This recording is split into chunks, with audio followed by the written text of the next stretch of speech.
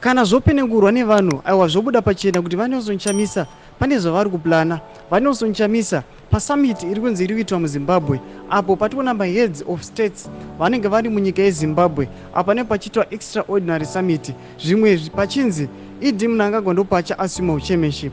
Pane mashoko anobhorowewa akataurwa naNelson Chamisa anzi aiwa Nelson Chamisa abuda pachena kuti aiwa ada kupinda mumastreet. Sana pinda mashoko ataurwa noti bva subscribe bolike wotina on the bell icon, nokuti panapa munonyorwa muchinzi the people of Zimbabwe are warming up for it.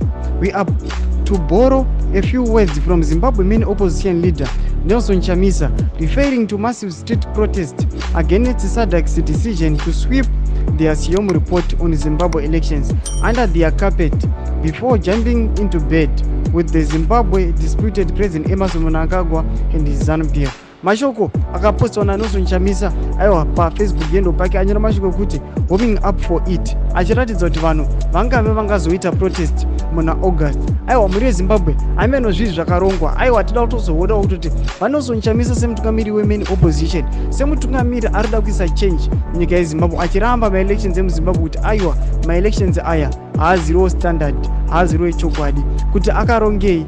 Aiwa chimodudze mafungiro enyu pinai comment section medu, musangano kusubscribe, kulike pamwe chete nekutina on the bell icon.